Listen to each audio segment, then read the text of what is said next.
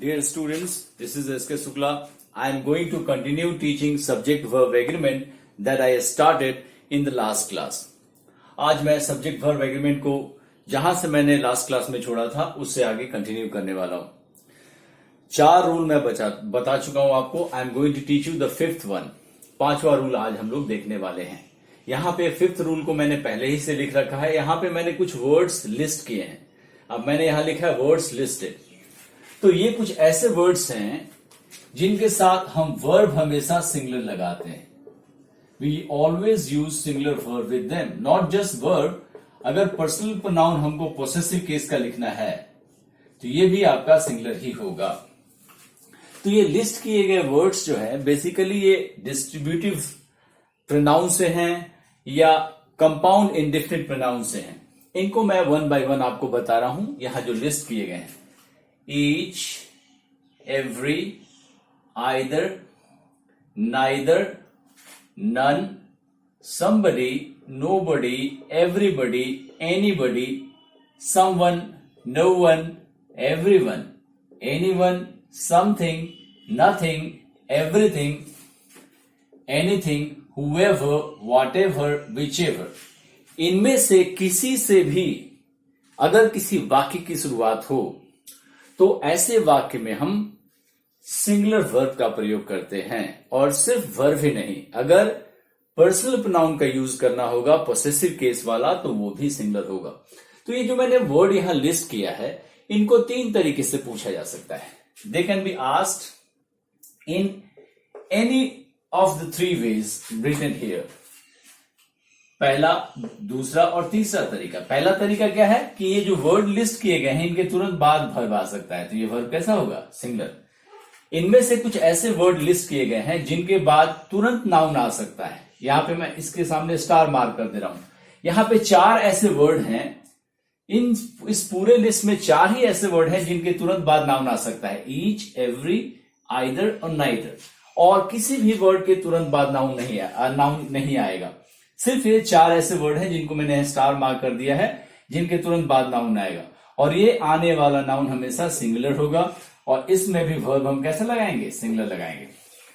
लेकिन यहां पे जो मैंने वर्ड लिस्ट किया गया है उनमें से कुछ ऐसे वर्ड हैं जिनके बाद ऑफ लग के नाउन आएगा, उसके बाद वर्ब आएगा. तो इस पैटर्न में ध्यान रखना है कि जब भी ऐसे वर्ड जो लिस्ट किए गए यहां पे उनमें ऑफ लग के नाउन आता है तो ऑफ लग के आने वाला नाउन प्लूरल होता है. और इसमें वर्ब कैसे लगाएंगे? सिंगुलर. यानी तीनों तरीके में से किसी भी तरीके से इसको पूछा जाए तीनों केस में इनके साथ हम वर्ब सिंगुलर लगाएंगे. तो आप ये जितने भी वर्ड्स मैंने यहां पे लिस्ट किए हैं, ऑलमोस्ट मैंने यहां पे 20 वर्ड्स यहां पे लिस्ट किए हैं. इनको पॉज करके आप लिख लीजिए. इनसे अगर किसी वाक्य की शुरुआत हो तो वर्ब हम सिंगुलर लगाते हैं. और इनको तीनों में से किसी भी तरीके से पूछा जा सकता है. जैसे मैं यहां पे अब एग्जाम्पल से इसको एक्सप्लेन कर रहा हूं. इसको देखिए. Take a look at the example.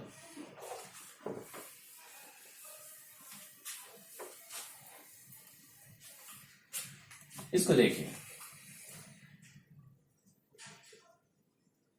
somebody is knocking at the door. somebody is knocking at the door. तो इस वाक्य का सब्जेक्ट मैंने किसको बनाया है? somebody को बनाया है. दिस इज सिंगुलर, इसलिए इसके साथ मैंने वर्ब पे कैसा लगाया है? सिंगुलर लगाया है. इस एग्जांपल को देखिए. everybody was happy. या मैं एक दूसरा एग्जांपल लिख रहा हूं. इसको देखिए. everybody express their opinion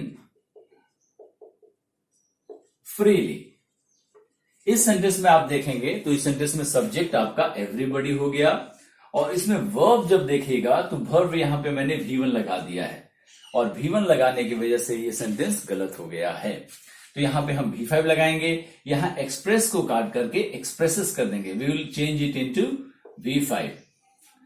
इसमें एक और मिस्टेक है. मैंने कहा कि प्रोनाउन भी लगेगा, वो भी सिंगुलर लगेगा. तो यहां पे प्रोनाउन जो लगा है देयर, ये भी गलत है.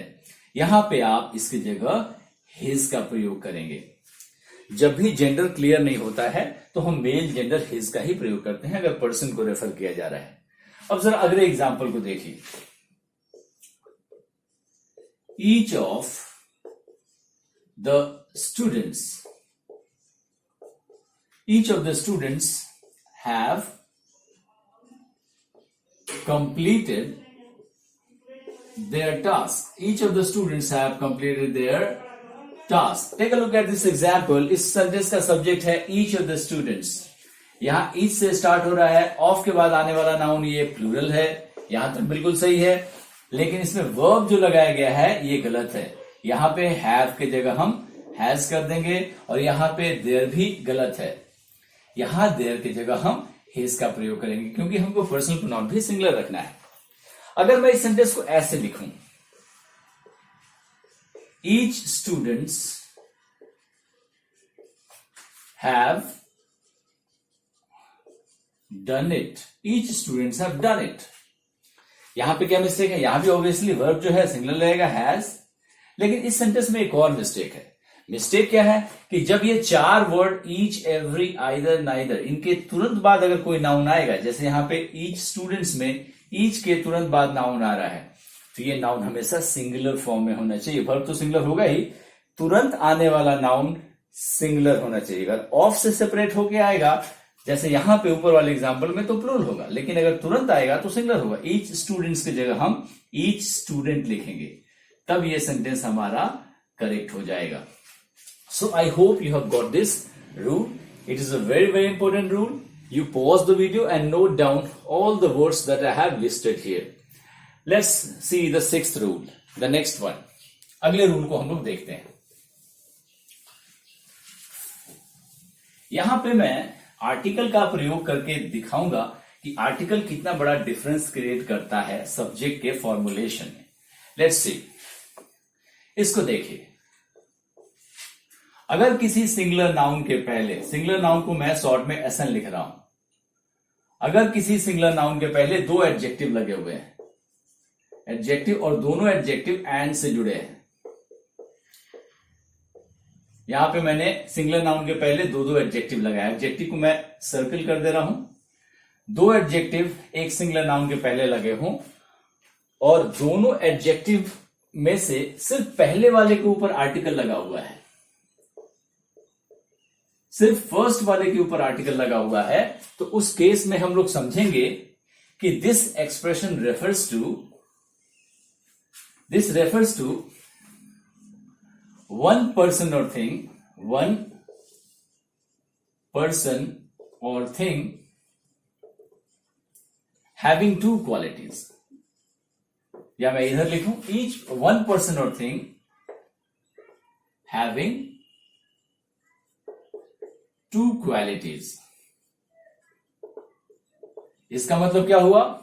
इस एक्सप्रेशन अगर इस तरह का पैटर्न पे सिंगुलर नाउन लगा रहे तो हम समझेंगे कि ये सिंगुलर नाउन एक ही व्यक्ति या वस्तु को रेफर कर रहा है जिसके अंदर दो क्वालिटी है, वन पर्सन और थिंग हैविंग टू क्वालिटीज। जैसे अगर मैं लिखूं अ black and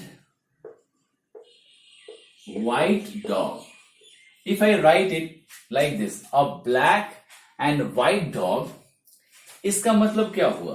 a black and white dog, इसका मतलब होगा कि एक ही कुत्ता है जो आधा काला है और आधा सफेद है। there is only one dog which is both black and white. So we will be using singular verb in this sentence. जैसे आगे मैं अगर लिखूंगा a black and white dog is barking at the gate, barking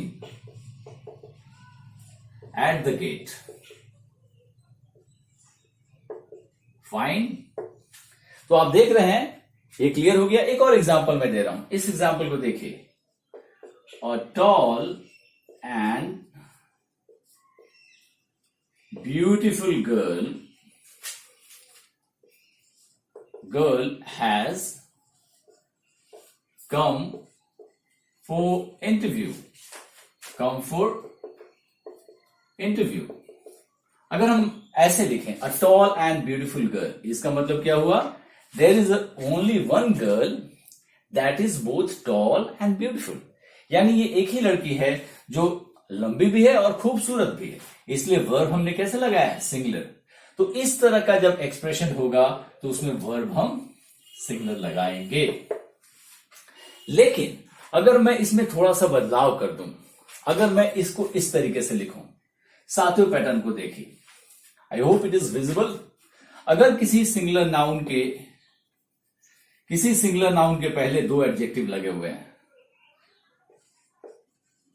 और दोनों adjective जो है and से जुड़े हैं,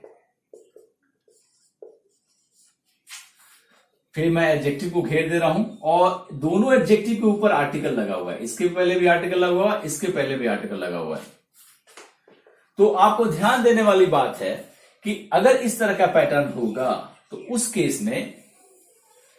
केस में ये सिंगुलर नाउन जो है ये दो अलग अलग व्यक्तियों का बोध यानी दो लोगों का बोध कराने लगेगा और इसमें वर्ब जो हम लगाएंगे वो वर्ब प्लूरल लगाएंगे।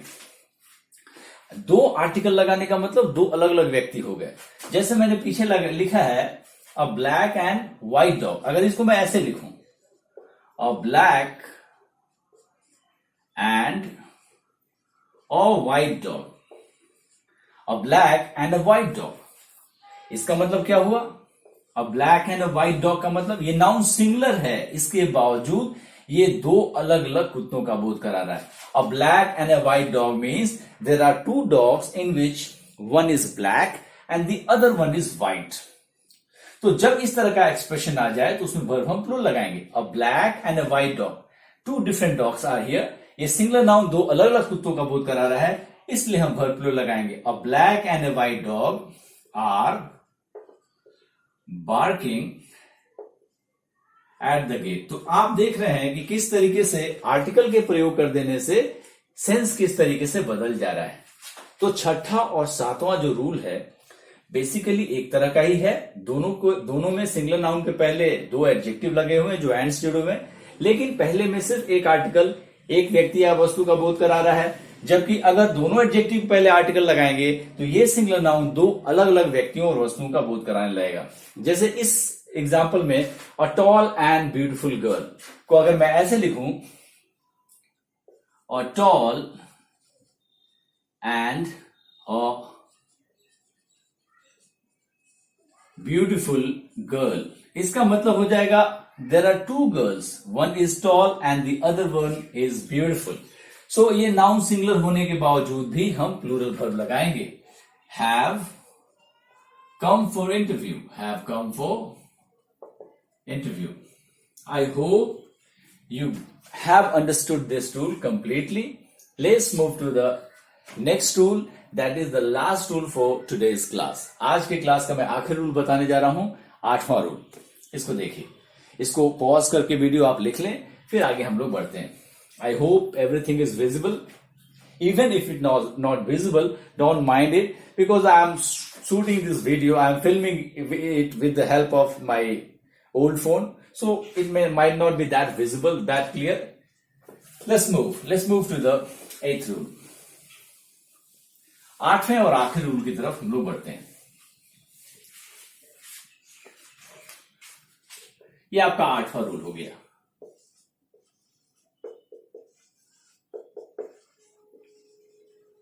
अगर किसी वाक्य का सब्जेक्ट इस तरीके से हो, वन ऑफ प्लस नाउन आए और उसके बाद वर्ब आए, तो ध्यान रहे कि वन ऑफ वाले पैटर्न में, नाउन में भी मैंने आपको रेफरेंस दिया था ये रूल का, कि वन ऑफ के बाद आने वाला जो नाउन होता है ये नाउन आपका हमेशा प्लूरल रहता है। So this noun has to be plural. और इस नाउन के प्लूरल होने के बावजूद भी वर्ब हम कैसा लगाते हैं, सिंगुलर लगाते हैं। तो वन ऑफ वाले सेंटेंस में वन ऑफ के बाद आने वाला नाउन तो प्लूरल होता है लेकिन वर्ब सिंगुलर होता है, क्योंकि बहुत सारे व्यक्तियों या वस्तुओं में सिर्फ एक की बात हो रही होती है। Out of many person and things we are talking about only one, so we have to use a singular verb here. So इसको एक इक्वेशन के रूप में ऐसे लिख लीजिए। अगर मैं सेंटेंस को ऐसे लिखूं, one of the members have resigned, one of the members have resigned, तो सेंटेंस सुनने में ठीक लग रहा है, वन ऑफ द मेंबर्स। तो हम देखेंगे कि यहां बहुत सारे मेंबर्स में एक मेंबर की बात हो रही है, इसलिए वर्ब हमको सिंगुलर लगाना है, इसलिए यहां पे हम हैज का यूज करेंगे। और सिर्फ वर्ब ही नहीं, अगर इसमें हम प्रोनाउन यूज करेंगे, पर्सनल प्रोनाउन यूज करेंगे पोसेसिव केस का, तो ये भी सिंगुलर होगा। इस एग्जाम्पल को देखिए, one of the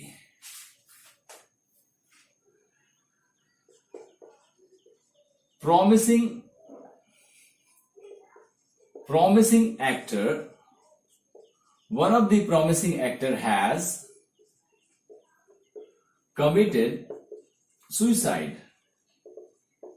One of the promising actor has committed suicide. इस सेंटेंस में देखिए, इस सेंटेंस में वन ऑफ से बाकी की शुरुआत हो रही है और इसमें वर्ब मैंने ऑलरेडी सिंगुलर लगाया है, लेकिन फिर भी इस सेंटेंस में एक मिस्टेक है। What is the mistake? If you read this sentence carefully, you will find that after one of, we have used a singular noun here.